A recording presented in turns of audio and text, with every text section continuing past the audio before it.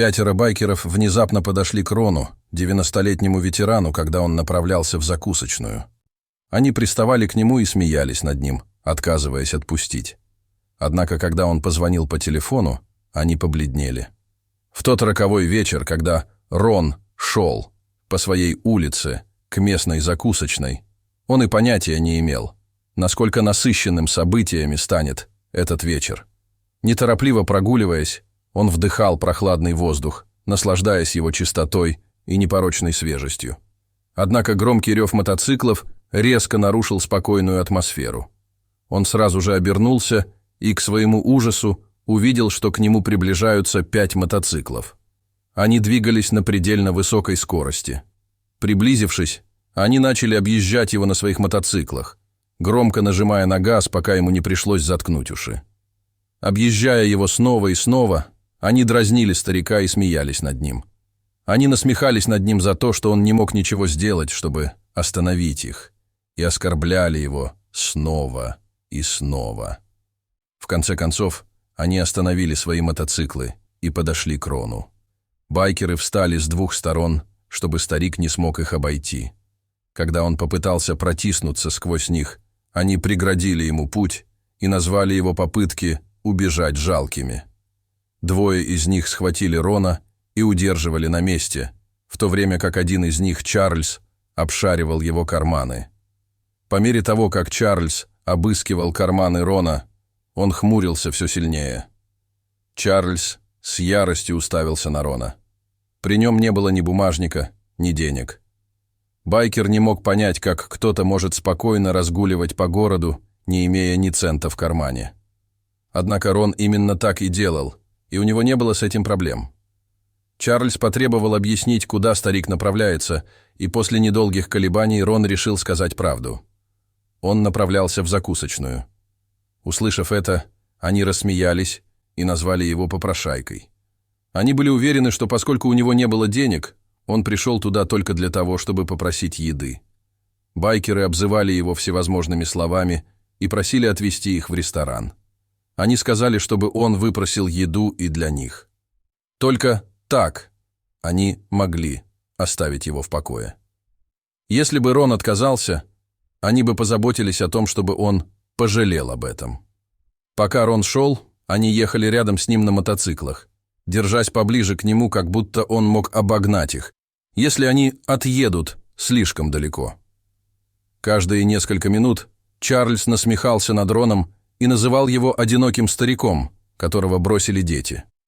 Слушая их непристойные слова, Рон понимал, что они хотят только позлить его, а он этого не хотел. Последнее, чего он хотел, это доставить байкерам удовольствие, увидев, что они его достали. Когда они добрались до закусочной, все стало только хуже. Байкеры внимательно слушали, как Рон делал заказ, и с каждым его словом насмехались над ним. Их голоса были громкими, и они мешали другим посетителям.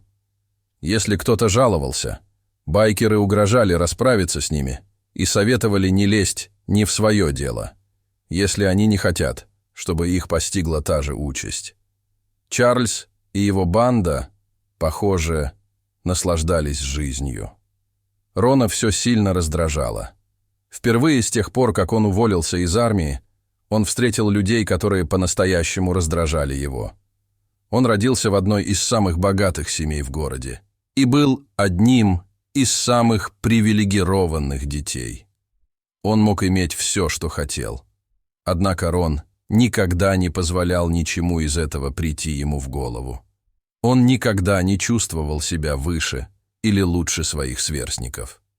Ему нравилось играть с другими детьми, и он всегда охотно делился своими игрушками и едой во время школьного обеда. Даже в раннем возрасте он любил помогать людям. Он всегда был готов отдать еду тому, кто в ней нуждался. Таким самоотверженным Рон был всегда.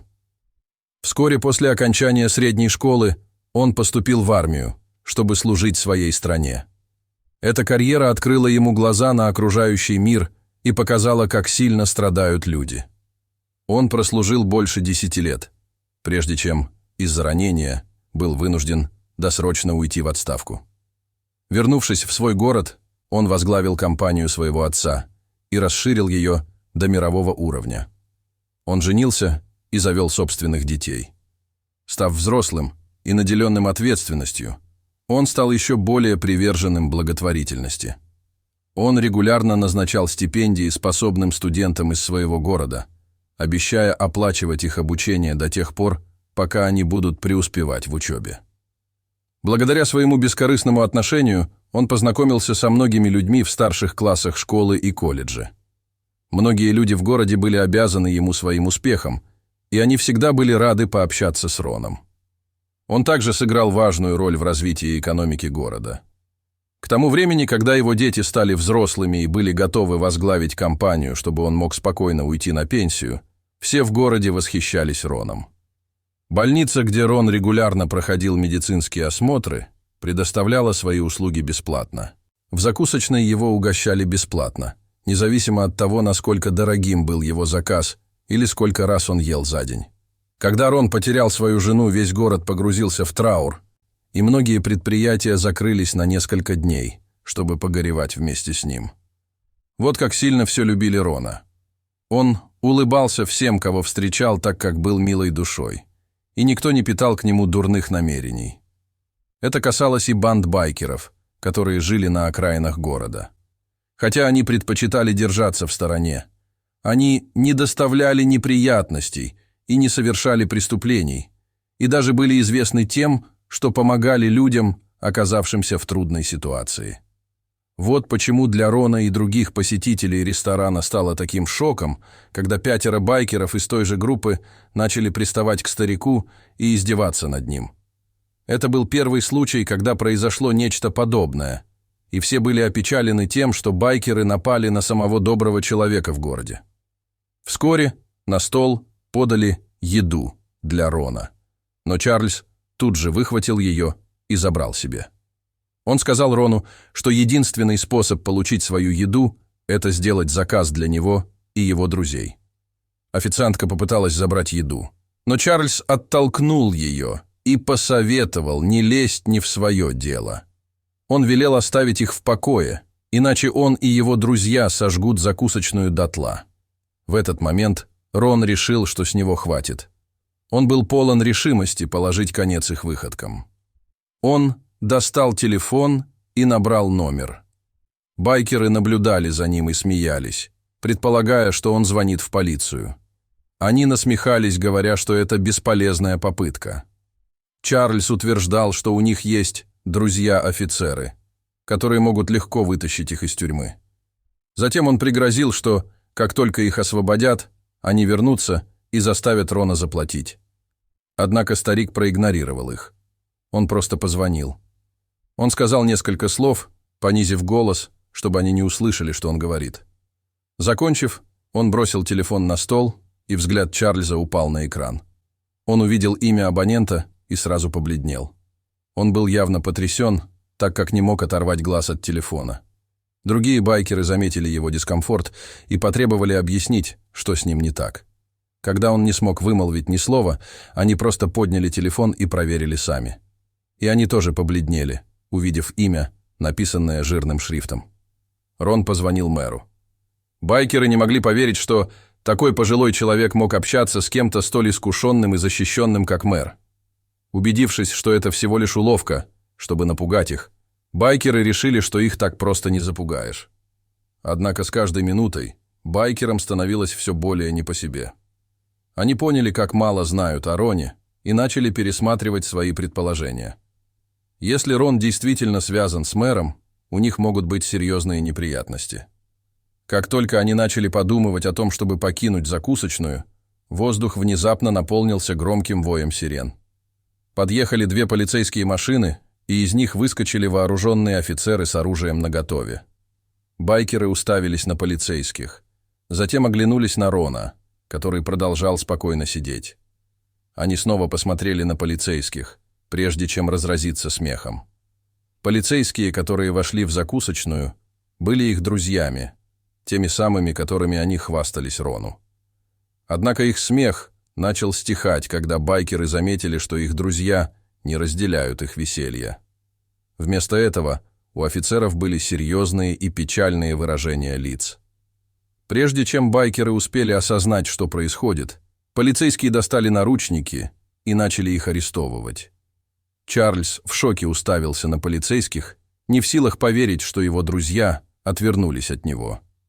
Один из полицейских объяснил, что они выполняют приказ начальника полиции, который получил указания от самого мэра. Потрясенные байкеры не могли отвести глаз от Рона, который продолжал сидеть с улыбкой на губах. Именно тогда они поняли, что связались не с тем человеком. Связь Рона с мэром и его негласное влияние привели к быстрому правосудию, в результате чего байкеры осознали истинные масштабы влияния Рона и серьезность своей ошибки. Чарльз потребовал объяснить, как Рону удалось провернуть такой ход, но старик проигнорировал его. Тогда один из полицейских раскрыл им шокирующую правду. Он объяснил, что Рон считался героем в городе, и, связавшись с ним, Чарльз фактически связался со всеми. Однако это была лишь малая часть того, что произошло. Как выяснилось, мэр также был одним из получателей многочисленных стипендий Рона. Мэр происходил из бедной семьи, и когда-то Рон помог ему окончить среднюю школу и колледж. Рон также оказал большую помощь в финансировании его предвыборной кампании, когда он баллотировался в мэры. В результате мэр очень уважал его и относился к нему как к члену семьи. Начальник полиции тоже не остался в стороне. Рон помогал ему во время учебы в полицейской академии. Однако самым страшным открытием для Чарльза и его друзей стало то, что даже лидер банды байкеров пользовался благотворительностью Рона. Рон помог ему основать мастерскую, которая в конечном итоге привела к созданию банды байкеров. В этот момент Чарльз понял, насколько серьезно они влипли в неприятности. Когда их вели к полицейским машинам, мэр и главарь банды прибыли на место. Увидев влиятельных людей, которые пришли на помощь Рону, Чарльз понял степень влияния старика и масштаб их ошибки. Уважение и привязанность города к Рону означали, что никто не потерпит никакого вреда, причиненного ему. Когда их грузили в машину, один из полицейских спросил Чарльза, почему они совершили такой ужасный поступок. И все, что они могли сказать, это то, что они понятия не имели, что Рон настолько известен. Они присоединились к банде всего несколько дней назад, и им не терпелось заявить о себе. Они приехали из соседнего района и горели желанием начать терроризировать людей. Главарь банды предупреждал их, что такой образ жизни в их банде не приветствуется, но они отказались слушать. В ту ночь и мэр, и главарь банды рассыпались в извинениях перед Роном за случившееся. Но Рон сказал, что это не их вина. Он просто поблагодарил их за то, что они вовремя пришли ему на помощь, и велел им убедиться, чтобы байкеры-нарушители были наказаны по всей строгости закона. События развивались именно так, как Рон и надеялся. Байкеры-нарушители предстали перед судом и в итоге были приговорены к нескольким неделям тюремного заключения. Банда байкеров также применила свое собственное наказание. Нарушителям было запрещено участвовать в их банде. Их предупредили, что если они осмелятся появиться в городе после отбытия срока, то столкнутся с гораздо худшими преследованиями, чем те, которым они подвергли Рона. В конце концов, байкеры, хулиганы получили по заслугам, и город вернулся к своему мирному и безмятежному состоянию. Дорогие зрители, а что бы вы сделали на месте Рона? Поделитесь своими мыслями в комментариях. А если вам понравилось это видео, то ставьте лайк и подписывайтесь на наш канал. До свидания.